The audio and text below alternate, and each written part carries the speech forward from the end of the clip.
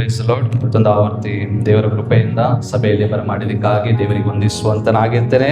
ಅದೇ ರೀತಿಯಾಗಿ ಪಾಸ್ಟರ್ ಅವರಿಗಾಗಿ ಮತ್ತೆ ಕುಟುಂಬಕ್ಕಾಗಿ ಕೂಡ ಧನ್ಯವಾದಗಳನ್ನು ತಿಳಿಸುವಂತನಾಗಿದ್ದೇನೆ. ಸೇರಿ ಬಂದಿರುವಂತವರಿಗೆಲ್ಲರಿಗೂ ಕ್ರಿಸ್ತ ಜಯಂತಿಯ ಆರ್ಥಿಕ ಶುಭಾಶಯಗಳನ್ನು ಕೂಡ ತಿಳಿಸುವಂತನಾಗಿದ್ದೇನೆ. ಹಲ್ಲೆಲೂಯಾ. ಕ್ರಿಸ್ತನ ಜನನ ಹೇಗಾಯಿತು ಅಂತ ಎಲ್ಲರಿಗೂ ಗೊತ್ತಿರುವಂತದ್ದಾಗಿದೆ. ಹಲ್ಲೆಲೂಯಾ. ಎಲ್ಲರಿಗೂ ಗೊತ್ತದಲ್ರಿ ಕ್ರಿಸ್ತನ ಜನನ ಹೇಗಾಯಿತು ಅಂತ. ಹಲ್ಲೆಲೂಯಾ. ಅದೇ ರೀತಿ ಕ್ರಿಸ್ತನ ಜನನ ಆಯ್ತಲ್ಲ, ಇದು ಹೆಂಗ್ ಸ್ಟಾರ್ಟ್ ಆಯಿತು ಅಂತ ನಾನು ಒಂದು ಪರಿಚಯ ಮಾಡ್ತೇನೆ. ಇದು ಕ್ರಿಸ್ತ ಜಯಂತಿ ಯಾವಾಗ ಸ್ಟಾರ್ಟ್ ಆಯಿತು ಯಾರಿಗಾದ್ರೂ ಗೊತ್ತಿದೆನಾ? ಯೇಸು ಸ್ವಾಮಿ ಅಂತೂ 2000 ವರ್ಷಗಳ ಹಿಂದೆ, 2025 ವರ್ಷಗಳ ಹಿಂದೆನೆ ದೇವ್ರು ಜನಿಸಿದ್ರು. ಬಟ್ ಅವಾಗಿಂದ ಈ ಕ್ರಿಸ್ಮಸ್ ಆಚರಣೆ ಮಾಡ್ತಾ ಇರ್ಲಿಲ್ಲ. ಹಲ್ಲೆಲೂಯಾ. ಅವಾಗಿಂದ ಡಿಸೆಂಬರ್ 25 ಅಂತ ಎಲ್ಲಿ ಕೂಡ ನೇಮಕ ಮಾಡಿಲ್ಲ. ಹಲ್ಲೆಲೂಯಾ. ಈ ಕ್ರಿಸ್ಮಸ್ 25 ಯಾವಾಗ ಆರಂಭವಾಯಿತು ಅಂತಂದ್ರೆ 336 ಇಯರ್ಸ್ ಆದ್ಮೇಲೆ ದೇವ್ರದ್ದು ಜನನ ಸ್ಟಾರ್ಟ್ ಆಯಿತು. ಅಲ್ಲಿಂದ ಇವಾಗ ನಾವೇನಿದ್ದೀವ್ರಿ, ಅಲ್ಲಿ 100s ಅಲ್ಲಿತ್ತು, 100ರಲ್ಲಿರುವಂತ ಸಂಖ್ಯೆ ಇವತ್ತು ನಾವು ಇರುವಂತ ಸಂಖ್ಯೆ ಎಷ್ಟು? 1000ದಲ್ಲಿದ್ದೀವಿ ಸಂಖ್ಯೆ. ಹಲ್ಲೆಲೂಯಾ. ಇವತ್ತು 2025 ಸಂಖ್ಯೆಯಲ್ಲಿ ನಾವಿದ್ದೀವಿ. ಆದ್ರೆ ದೇವರು ಜನನ ಸ್ಟಾರ್ಟ್ ಆಗಿರೋದು 336 ವರ್ಷ. ಹಲ್ಲೆಲೂಯಾ. ಹಲ್ಲೆಲೂಯಾ. ಅದೇ ರೀತಿಯಾಗಿ ಕ್ರಿಸ್ಮಸ್ ಜನನ ಹೇಗಾಯಿತು ಅಂತ ಎಲ್ಲರಿಗೂ ಗೊತ್ತಿದೆ. ನಾನಿವತ್ತು ನಿಮಗೆ ಒಂದು ಪರಿಚಯ ಮಾಡಿಸುವಂತನಾಗಿದ್ದೇನೆ. ಕ್ರಿಸ್ತನ ಜನನದ ವಿಶೇಷತೆ ಏನ್ ತರುವಂತದಾಗಿದೆ ಅಂತಂದ್ರೆ ಭವಿಷ್ಯವಾಣಿ. ಹಲ್ಲೆಲೂಯಾ. ಕ್ರಿಸ್ತನ ಜನನ ಏನ್ ತರುವಂತದಾಗಿದೆ? ಭವಿಷ್ಯವಾಣಿ ಅಂದ್ರೆ ಸೂಚನೆಗಳು, ಪ್ರವಾದನೆಗಳು. ಏನು ಮೊದಲನೇದಾಗಿ? ಭವಿಷ್ಯವಾಣಿ. ಹಲ್ಲೆಲೂಯಾ. ಮುಂದೆ ಆಗುವಂಥದ್ದು ನಮ್ಗೆ ತೋರಿಸುವಂಥದ್ದು ಸೂಚನೆ. ನಾವೇನಂತೀವಿ? ಸೂಚನೆ ಅಂತೀವಿ. ಇನ್ನೊಂದು ಅರ್ಥದಲ್ಲಿ ನಾವೇನಂತೀವಿ? ಪ್ರವಾದನೆ. ಹಲ್ಲೆಲೂಯಾ. ಹಲ್ಲೆಲೂಯಾ. ಯಾರಾದ್ರೂ ಎಲ್ಲರ ಹತ್ರ ಬೈಬಲ್ ಇರುವಂತದ್ದಾಗಿದೆ, ಯಾರೋ ಗಟ್ಟಿಯಾಗಿ ಓದುವಂತರಾಗಿದ್ರೆ ಯೆಶಾಯ 9ನೇ ಅಧ್ಯಾಯ 6ನೇ ವಾಕ್ಯ. ನಮ್ಗೆ ಪ್ರವಾದನೆಯನ್ನು ಕೊಡುವಂತನಾಗಿದ್ದಾನೆ. ದೇವ್ರು ಏನ್ ಮಾಡಿದ್ದಾರೆ? ಜನಿಸಿದ್ದಾರೆ. ಹಲ್ಲೆಲೂಯಾ. ಹಲ್ಲೆಲೂಯಾ. ಆತನ ಮುಖಾಂತರವಾಗಿ ಆತನು ಇಟ್ಟಿಕೊಂಡಿರುವಂತ ಎಲ್ಲ ಯೋಚನೆಗಳಿರ್ಬೋದು, ಆತನು ಈ ಲೋಕದಲ್ಲಿ ಜನಿಸಿರುವಂತ ವಿಶೇಷತೆ ಏನಂದ್ರೆ ನಮ್ಮ ಪಾಪಗಳಿಗೋಸ್ಕರ ಸತ್ತು 3ನೇ ದಿನದಲ್ಲಿ ಎದ್ದು ನಮಗೋಸ್ಕರ ಬಿಡಾರಗಳನ್ನು ಸಿದ್ಧ ಮಾಡಕ್ಕೆ ಹೋಗಿರುವಂತ ದೇವರು ಏನ್ ಹೇಳಿಕ್ಕಿದ್ದಾರೆ? ಆತನ ಜನನ ನಮಗೆ ಒಂದು ಪ್ರವಾದನೆ ಆಗಿದೆ. ಅದು ಏನಾಗಿರುವಂತದಾಗಿದೆ? ನೆರವೇರುವಂತದಾಗಿದೆ. ದೇವರು ಏನಾಯ್ತು? ಯೇಸು ಸ್ವಾಮಿ ಹುಟ್ಟು ಬಂದು ನಮ್ಮ ಪಾಪಗಳಿಗೋಸ್ಕರ ಸತ್ರು. ಆತನು ಹಾಕಿಕೊಂಡಿರುವಂತ ಪ್ರವಾದನೆಗಳು ಮತ್ತೆ ಏನಂತಂದ್ರೆ ಸೂಚನೆಗಳು ಮತ್ತೆ ಎಲ್ಲವನ್ನ ಏನ್ ಮಾಡಿದ್ರು? ದೇವರು ನೆರವೇರಿಸಿದ್ರು. ಹಲ್ಲೆಲೂಯಾ. ಮೊದಲನೇದಾಗಿ ತಂದೆಯಾದ ದೇವರು ಕೊಟ್ಟಿರುವಂತ ಮಾತು ಏನ್ ಮಾಡಿದ್ರು? ನೆರವೇರಿಸಿದ್ರು. ಹಲ್ಲೆಲೂಯಾ. ಇವತ್ತು ನಾವು ನೀವು ಕೂಡ ಆತನ ದಾರಿಯಲ್ಲಿ ನಡೆಯುವಂತರಾಗಿದ್ದೇವೆ. ಹಲ್ಲೆಲೂಯಾ. ಕ್ರಿಸ್ತನನ್ನು ಹಿಂಬಾಲಿಸುವಂತರಾಗಿರ್ಬೇಕು. ಹಲ್ಲೆಲೂಯಾ. ಆತನು ಯಾವ ರೀತಿ ಪ್ರವಾದನೆಗಳನ್ನು ಕೊಟ್ಟು ಆತನ ನೆರವೇರಿಸಿದನಲ್ಲ, ಯಾವ ರೀತಿ ಸೂಚನೆಗಳನ್ನು ಕೊಟ್ಟನೋ ಆ ಸೂಚನೆಗಳ ಪ್ರಕಾರ ಎಲ್ಲ ಕಾರ್ಯಗಳು ನಡೀತಲ್ಲ, ಅದೇ ರೀತಿಯಾಗಿ ಇವತ್ತು ನಾವು ನೀವುಗಳಾಗಿರ್ಬೋದು. ಇವತ್ತು ನಾವು ಯಾವ ರೀತಿಯಾಗಿ ಮಾತುಗಳನ್ನ ಆಡ್ತಾ ಇದ್ದೇವೆ ಇತರ ಮಧ್ಯದಲ್ಲಿ.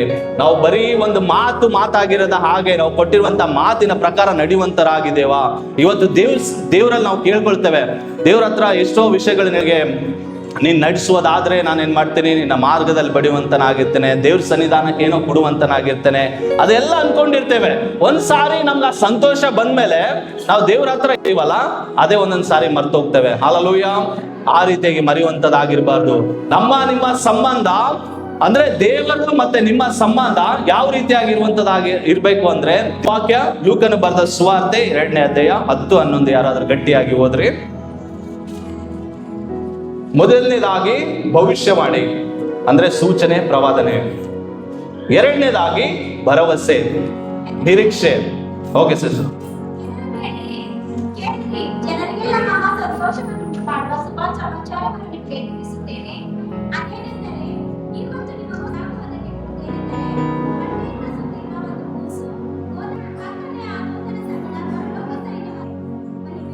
ಎರಡನೇದಾಗಿ ದೇವರು ಜನನ ನಮ್ಗೆ ಏನ್ ತೋರಿಸುವಂತದಾಗಿದೆ ಅಂದ್ರೆ ಹೋಪ್ ಅಂತೀವಲ್ಲ, ಹೋಪ್, ನಿರೀಕ್ಷೆ. ಆ ನಿರೀಕ್ಷೆಯನ್ನು ಕೊಟ್ಟಿರುವಂತ ದೇವರಾಗಿದ್ದಾರೆ. ಮಹಾ ಸಂತೋಷದ ಶುಭ ಸುದ್ದಿ ಇದೇ ನಮ್ಗೆ ಬಹಳ ಮಹಾ ಸಂತೋಷದ ಸುದ್ದಿ ಏನಂತಂದ್ರೆ ದೇವರು ನಮಗಾಗಿ ಜನಿಸಿ ಬಂದಿದ್ದಾನೆ. ಹಲ್ಲೆಲೂಯಾ. ಆ ನಂಬಿಕೆ ನಾವು ಇಟ್ಕೊಳ್ಬೇಕು, ಆ ನಿರೀಕ್ಷೆ ನಾವು ಇಟ್ಕೊಳ್ಬೇಕು. ಮೇನ್ ಇರೋಂಥದ್ದು ನಾವು ನಿರೀಕ್ಷೆ. ಇವತ್ತು ಎಷ್ಟೋ ಸಾರಿ ನಾವ್ ಏನ್ ಮಾಡ್ತೀವಿ ಅಂತಂದ್ರೆ ನಮ್ಮ ಜೀವನದಲ್ಲಿ ಸೋತೋದಾಗ ಆ ನಿರೀಕ್ಷೆನೆ ಏನ್ ಮಾಡ್ತೀವಿ, ಕಳ್ಕೊಂಡ್ ಬಿಡ್ತೀವಿ. ಆದ್ರೆ ಈ ದೇವ್ರದ್ದು ಜನನ ನಮ್ಗೆ ಏನ್ ತೋರಿಸುವಂತದ್ದಾಗಿದೆ ಅಂದ್ರೆ ನಿರೀಕ್ಷೆ, ಹೋಪ್, ಇವೆಲ್ಲ ಒಗ್ಗಟ್ಟು ನಮ್ಮ ಜೀವನದಲ್ಲಿ ಬರುವಂತದ್ದಾಗಿದೆ. Hallelujah, hallelujah. ಇದು ಕ್ರಿಸ್ಮಸ್ ಅಂತಂದ್ರೆ. ಅದೇ ರೀತಿಯಾಗಿ 4ನೇದಾಗಿ ನೋಡುವ ಹಾಗೆ 2ನೇ ಕೊರಿಂಥದವರಿಗೆ 9:15. 4ನೇದಾಗಿ ಸಂತೋಷ, ಇನ್ನೊಂದರ್ಥ ಹರ್ಷ.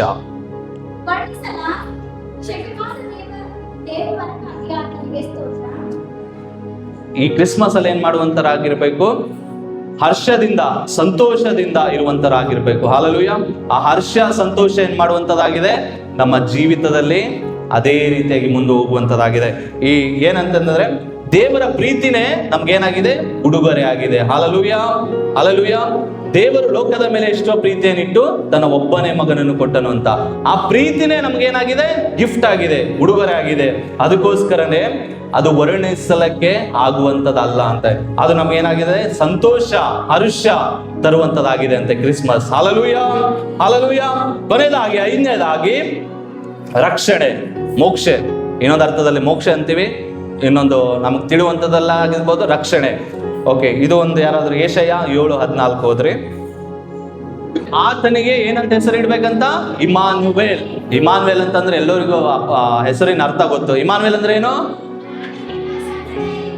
ಹೌದು, ಹಾಲೆಲೂಯಾ. ದೇವರು ನಮ್ಮ ಸಂಗಡ ಇದ್ದಾನೆ, ದೇವರು ನಮ್ಮ ಕೂಡ ಇದ್ದಾನೆ. Hallelujah, hallelujah. 5ನೇದಾಗಿ ರಕ್ಷಣೆ, ಮೋಕ್ಷೆ ಅಂತ ಹೇಳ್ದಲ್ಲ, ಆ ರಕ್ಷಣೆ ಮೋಕ್ಷೆ ಕೊಡುವಂಥದ್ದು ಯೇಸು ಸ್ವಾಮಿ ಮಾತ್ರ. ಪರಲೋಕದಲ್ಲಿ ಆತನ ಬಿಡಾರಗಳಲ್ಲಿ ನಮ್ಮನ್ನು ಇಡುವಂತರಾಗಿದ್ದಾರೆ. Hallelujah, hallelujah. ಕ್ರಿಸ್ಮಸ್ ಅಂದ್ರೆ ಬರೀ ಏನು ಅಂತಂದ್ರೆ ಆಚರಣೆ ಮಾಡುವಂಥದ್ದಲ್ಲ, ಹೊಸ ಉಡುಪುಗಳನ್ನು ತೊಡಿಸುವಂಥದ್ದಲ್ಲ. ಕ್ರಿಸ್ಮಸ್ ಅಂದ್ರೆ ಕೊಡುವಂಥದ್ದು. ಹಾಲೆಲೂಯಾ. ಕ್ರಿಸ್ಮಸ್ ಅಂದ್ರೆ ಕೊಡುವಂಥದ್ದು. ನೀವು ನೋಡ್ತೀರಾ ಅದ್ರ ಕೆಳಗಡೆ ಅನೇಕ ಉಡುಗೊರೆಗಳನ್ನು ಕೂಡ ಇಡುವಂತರಾಗಿದ್ದಾರೆ. ಕ್ರಿಸ್ಮಸ್ ಅಂದ್ರೆ ಇನ್ನೊಂದು ಸೆಂಟಾ ಕ್ಲಾಸ್ ಕೂಡ ನೋಡಿದ್ರಿ, ಕ್ರಿಸ್ಮಸ್ ತಾತ ಅಂತೀವಲ್ಲ, ಅವರನ್ನು ನೋಡಿದ್ರಿ. ಅವರು ಫಸ್ಟ್ ಏನ್ ಮಾಡಿದ್ರು, ಗಿಫ್ಟ್ಸ್ ಗಳನ್ನು ಕೊಡುವಂತ ರೂಪದಲ್ಲಿ ಸ್ಟಾರ್ಟ್ ಆದ್ರು. ಆಯ್ತು, ಇದು ಎಲ್ಲ ಯಾಕೆ ಬಂತು ಅಂತಂದ್ರೆ ಫಸ್ಟ್ ಗಿಫ್ಟ್ ಕೊಟ್ಟಿರುವಂತವ್ರು ಯಾರು? ಯೆಹೋವ ದೇವರು. Hallelujah, hallelujah. ಫಸ್ಟ್ ಗಿಫ್ಟ್ ಕೊಟ್ಟಿರುವಂತವ್ರು ಯಾರು? ಯೆಹೋವ ದೇವರು. ಅವ್ರು ಯಾರಿಗೆ ಕೊಟ್ರು? ತನ್ನ ಒಬ್ಬನೇ ಮಗನಾದಂತ ಯೇಸು ಸ್ವಾಮಿಯನ್ನೇ ನಮಗಾಗಿ ಕೊಟ್ರು. ಹಾಲೆಲೂಯಾ. ಆತನ ಒಬ್ಬನೇ ಮಗನ್ ನೋಡ್ರಿ. ಇವತ್ತು ನಾವು ನೀವುಗಳು ನಮ್ಮಲ್ಲಿ ಇರುವಂತ ಒಂದು ಅಮೂಲ್ಯವಾದಂತ ವಸ್ತು ಇನ್ನೊಬ್ಬರಿಗೆ ಕೊಡ್ಲಕ್ಕೆ ನಾವೇನ್ ಮಾಡ್ತೀವಿ, ಭಯ ಪಡ್ತೀವಿ, ಸಂಕೋಚ ಪಡ್ತೀವಿ. ಅದು ಹೋದ್ರೆ ನನಗೆ ಎಲ್ಲಿರುತ್ತೋ ಇಲ್ಲೋ, ಅದು ಹೋದ್ರೆ ನನಗೆ ಏನಾಗುತ್ತೋ ಏನೋ ಅಂತ ನಾವು ಭಯ ಪಡ್ತೀವಿ. ಆದ್ರೆ ದೇವರು ಪ್ರೀತಿ ಮಾತ್ರ ನೋಡಿದ್ರು. ಆ ಪ್ರೀತಿ ಯಾರಲ್ಲಿ ನೋಡಿದ್ರು? ನಾವು ಆತನ ಸ್ವರೂಪದಲ್ಲಿ ಸೃಷ್ಟಿಸುವಂತ ಆತನ ಮಕ್ಕಳಲ್ಲಿ ನಮ್ಮಲ್ಲಿ ಆ ಪ್ರೀತಿ ನೋಡಿ ಆತನ ಏನ್ ಮಾಡಿದನು, ತಂದೆಯಾದ ದೇವರು ಒಬ್ಬನ ಮಗನನ್ನು ಕೊಟ್ಟನು. ಹಾಲೆಲೂಯಾ. ಕ್ರಿಸ್ಮಸ್ ಅಂದ್ರೇನೆ ಕೊಡುವಂಥದ್ದು. ಅದಕ್ಕೋಸ್ಕರನೇ ಸೆಂಟಾ ಕ್ಲಾಸ್ ಸ್ಟಾರ್ಟ್ ಆಯ್ತು. ಕ್ರಿಸ್ಮಸ್ ಟ್ರೀ ಕೆಳಗಡೆ ಇಡುವಂತ ಆ ಗಿಫ್ಟ್ಸ್ ಗಳನ್ನು ಕೂಡ, ಉಡುಗೊರೆಗಳನ್ನು ಕೂಡ ಸ್ಟಾರ್ಟ್ ಆಯ್ತು. ಹಾಲೆಲೂಯಾ. ಇವತ್ತು ನಾವು ನೀವುಗಳು ಏನ್ ಮಾಡ್ಬೇಕು ಅಂದ್ರೆ ದೇವರಿಗೆ ನಮ್ಮ ಜೀವಿತಗಳನ್ನು ಕೊಡುವಂತರಾಗಿರ್ಬೇಕು. Hallelujah, hallelujah. ಇವತ್ತು ದೇವರಿಗೆ ನಮ್ಮ ಜೀವಿತವನ್ನು ಕೊಡುವಂತರಾಗಿರ್ಬೇಕು. ಹಾಲೆಲೂಯಾ. ಯಾವುದೇ ಗಿಫ್ಟ್ಸ್ ಗಳಾಗಿರ್ಬೋದು, ಯಾವುದೇ ಆಡಂಬರ ಜೀವಿತಗಳಾಗಿರ್ಬೋದು, ಅದು ಯಾವುದು ಕೂಡ ಶಾಶ್ವತವಾದಂಥದ್ದಲ್ಲ. ನನ್ನ ಹೃದಯವನ್ನು ದೇವರು ನೋಡುವಂತನಾಗಿದ್ದಾನೆ. ದೇವರು ಲೋಕದ ಮೇಲೆ ಎಷ್ಟೋ ಪ್ರೀತಿಯನ್ನಿಟ್ಟು ಒಬ್ಬನೇ ಮಗನನ್ನು ಕೊಟ್ಟನಲ್ಲ, ನಾವು ಆತನ ಮೇಲೆ ಪ್ರೀತಿಯನ್ನಿಟ್ಟು ನಮ್ಮ ಹೃದಯಗಳನ್ನು ಆತನಿಗೆ ಒಪ್ಪಿಸುವಂತರಾಗಿರ್ಬೇಕು. ಹಾಲೆಲೂಯಾ. ಇವತ್ತು ನಾವು ನೋಡಿರುವಂಥದ್ದು ಆತನ ಜನನ ನಮ್ಗೆ ಏನ್ ತರುವಂತದಾಗಿದೆ ಅಂತಂದ್ರೆ ಭವಿಷ್ಯವಾಣಿ ತರುವಂತದಾಗಿದೆ, ಭರವಸೆ ನಿರೀಕ್ಷೆಯನ್ನು ತರುವಂತದಾಗಿದೆ, ಶಾಂತಿ ಸಮಾಧಾನವನ್ನು ತರುವಂತದಾಗಿದೆ, ಸಂತೋಷವನ್ನು ತರುವಂತದಾಗಿದೆ, ಮತ್ತೆ ಮೋಕ್ಷ ರಕ್ಷಣೆಯನ್ನು ತರುವಂತದಾಗಿದೆ. Hallelujah, hallelujah. ಇದಕ್ಕಾಗಿ ನಾವು ಆತನಲ್ಲಿ ಸಂತೋಷ ಪಡಬೇಕು. ಈ ಕ್ರಿಸ್ಮಸ್ ಅಲ್ಲಿ ಸಂತೋಷದಿಂದ, ಹರ್ಷದಿಂದ, ರಕ್ಷಣೆ ಮಾರ್ಗದಲ್ಲಿ ನಡೆಯುವುದ ಮುಖಾಂತರವಾಗಿ ಕ್ರಿಸ್ಮಸ್ ಅಂದ್ರೇನೆ ಇದೆ. ಕ್ರಿಸ್ಮಸ್ ದೇವರು ಜನನ ಆದ್ಮೇಲೆ 336 ವರ್ಷಗಳಾದ್ಮೇಲೆ ಸ್ಟಾರ್ಟ್ ಆಯ್ತು. ಆದ್ರೆ ಇವತ್ತು ಆ ಕ್ರಿಸ್ಮಸ್ ಅಲ್ಲಿ ಸ್ಟಾರ್ಟ್ ಆಗಿರೋದು ಇಲ್ಲಿವರೆಗೂ ಬಂದು ನಿಂತಿದೆ. ಅದು ನಿಲ್ಲೋದಲ್ಲ, ಶಾಶ್ವತ. ಇನ್ನು ಮುಂದೆ ನಡೀತಾನೆ ಇರುತ್ತೆ. ಮತ್ತೆ ನೆಕ್ಸ್ಟ್ ಇಯರ್ ಬಂದ್ರೆ ನಾವು ಆಚರಣೆ ಮಾಡ್ತಾನೆ ಹೋಗ್ತಾ ಇರ್ತೀವಿ. ಸುಮ್ಮನೆ ವ್ಯರ್ಥವಾಗಿರುವಂತದ್ದಾಗಿರ್ಬಾರ್ದು. ಆ ಆಚರಣೆಯಲ್ಲಿ ನಾವು ನೀವು ಕರ್ತನಾದ ದೇವರಿಗೆ ಮಹಿಮೆಯನ್ನು ತರುವಂತ ಕೆಲಸಗಳನ್ನು ಮಾಡಿಕೊಳ್ಳುವಂತರಾಗಿರ್ಬೇಕು. ಹಲ್ಲೆಲೂಯಾ.